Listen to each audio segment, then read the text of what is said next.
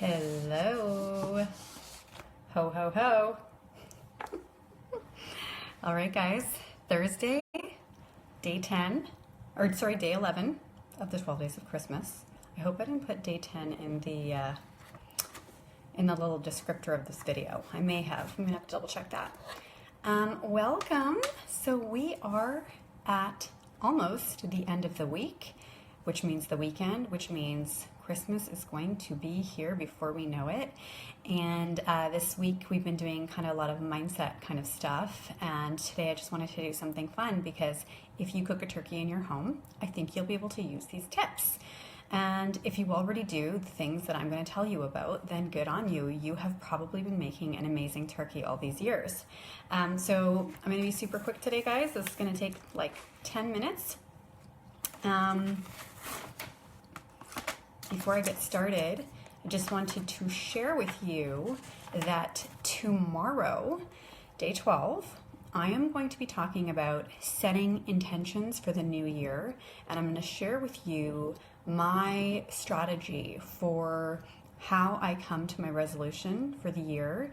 And I like to call it an intention because I think intentions are something that you can set to move towards. And resolution to me signifies something that's like a change.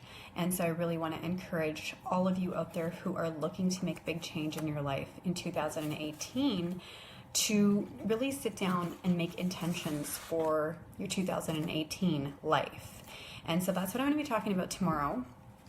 And I am actually toying with the idea of doing this live over on Instagram tomorrow, as opposed to Facebook. I haven't decided yet, so stay tuned.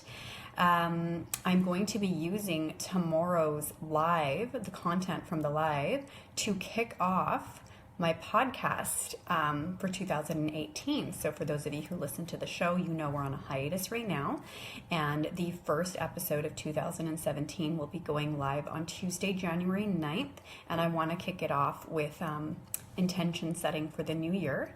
And I think that tomorrow's content is going to be really great. So I'm toying with the idea of going live over on Instagram instead of Facebook so that I can just test out how it does over there, but then I will download the audio off of that and it will be available for you to listen to. If you're not on Instagram and you miss it, you can still have access to it via the podcast on January the 9th. So I just wanted to mention that over there. My most interactive followers are on Instagram. I do a lot of stories over there and I connect with people a lot over on Instagram. I find Instagram to be, people can send you direct messages so everyone's not seeing what they're saying, and I think a lot of people like that. So since a lot of my followers are over on Instagram and connect with me through stories, I was thinking that might be a good place for me to end off the 12 days of Christmas. Haven't quite decided yet, so I'm gonna figure that out. Stay tuned. So today, making the perfect turkey. Here we go. Step number 1, always buy fresh, not frozen. So those ice crystals that form on your food, especially your meat, when you have frozen it or when you purchase it frozen, they actually do damage to the cells of whatever it is, the turkey, the chicken, the beef, whatever it is that you're cooking. So actually purchasing it fresh is the best way to get started off on the right foot of cooking the perfect turkey. We purchase fresh every year. I like to purchase local. We have a local farm market here, like a local meat market that we do buy our meat from. We are not meat eaters, but my kids are and our family is, so I do make a turkey. And when I buy meat, if I'm going to be hosting a dinner party or hosting a Christmas dinner, I buy our meat locally. We order it ahead of time through the place where we buy our meat from. They source their turkeys locally from a farm that, lets them run free, and they get fed organic food and they're not pumped full of hormones and steroids. So we get our turkey fresh. We pick it up a few days before Christmas, a couple days before the dinner, and then, we keep it in a nice cool spot so that it's ready to cook. So I highly recommend starting with a fresh turkey, okay? That's the first secret. Secret number 2, after the turkey is cooked, this is a big one, okay? A lot of times we're in a rush to get dinner on the table. Give yourself an extra 20 minutes. So if you know that it's going to cook you 3 to 4 hours to cook your turkey, that's about average, right? Depending how big it is. You want to give yourself 20 minutes after it's taken out of the oven to calm down and redistribute the juices. So what happens is when you put a turkey in the oven and it's cooking for that long, the heat from the oven forces all the moisture to kind of collect in the center of the turkey. So if you let it rest after you take it out, before you start carving into it, you're giving the juices time to redistribute back into the rest of the turkey instead of just sitting in the center. So that's another little trick, is to not cut into it while it's piping hot. Give it 20 minutes, let the temperature come down a little bit, and then carve into it. Okay, so that's the second tip to having a nice, moist, juicy, perfect turkey. Tip number 3, butter.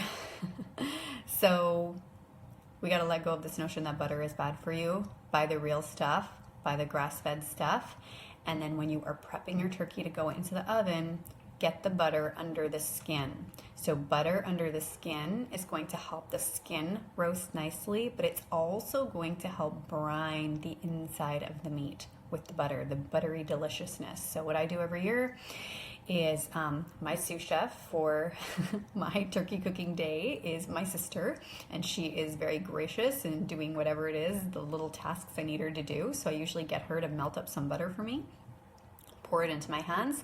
I'll rub it on top of the turkey as well as try to get under the skin as much as possible wherever I can, to make sure that it's getting that buttery, juicy goodness that's going to kind of seep through and get into the rest of the turkey and give it that nice moistness. Okay, and then my final tip, which is the biggest one, and I truly believe this is the reason my turkey turns out amazing every year, in addition to these other things I do. Actually, before I give you my final tip, I'm going to give you one other thing that a lot of people do. You've probably heard of this. We actually haven't done this ever with our turkey because the turkey turns out so good. I kind of feel like, how much more delicious could it get? But a lot of people do brine their turkey, right? So if you don't know what brining is, it's basically soaking the turkey in a solution of salt water for several hours. Like some people do this like 12 hours before they're actually going to cook the turkey. So you put it in like a big sink or a cooler with water and a ton of salt. You can look up the exact amounts online. I'm just seeing if I can see anything here. No, I don't see an exact amount, but I'm sure you could Google, depending on how big your turkey is, what the salt to water ratio would be.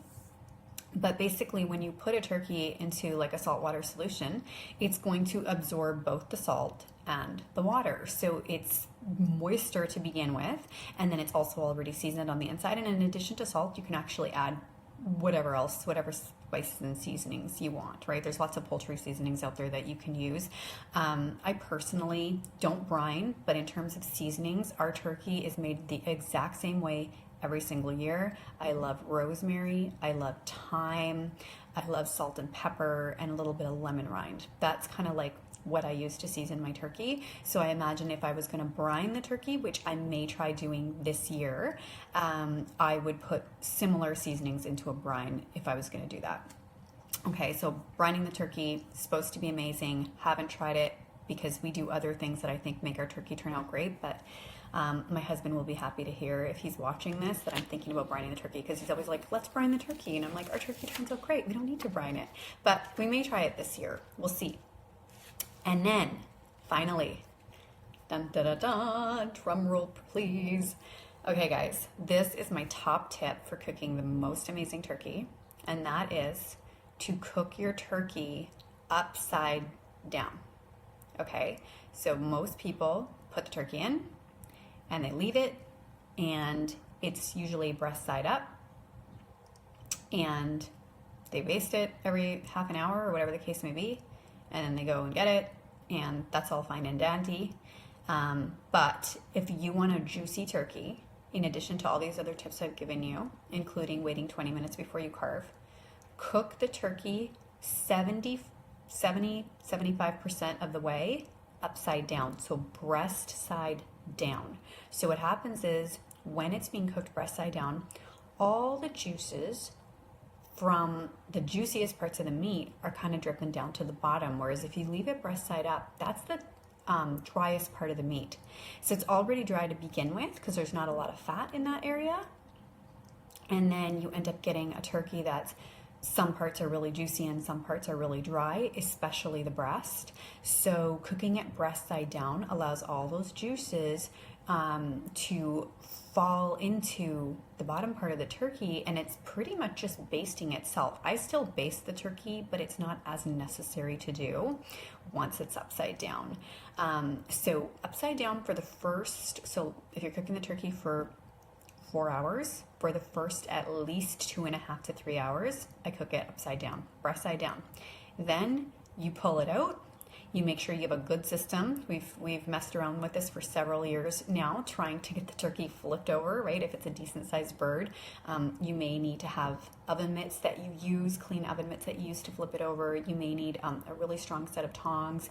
I think my husband has finally mastered doing this, but we will pull it out partway through, flip it over, and then, any marks that have been left on the turkey will disappear because they'll start to kind of come back up. And then you can brown the top part of the turkey to make it look nice and golden brown and delicious. Okay, so that's actually my number one tip for cooking the perfect turkey is to cook it upside down.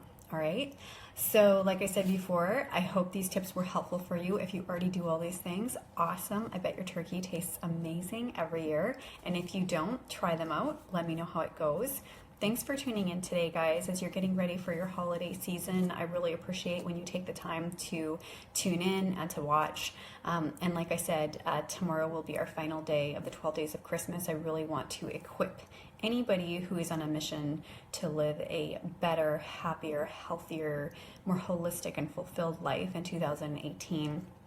I really want to inspire you to enter 2018 with an intention of how you want to live your life. And so I'm going to be sharing some tips with you around that tomorrow. And like I said, if you don't already follow me on Instagram, hop on over. I'm Sanit Sechdev over there as well. Follow me. I will most likely be doing a live over there tomorrow and just seeing how it goes over there and then extracting that audio. And that audio from tomorrow is going to be my kickoff episode for 2018 for the podcast, which will air on January the 9th. Okay, so thanks for tuning in, and we will see you guys tomorrow.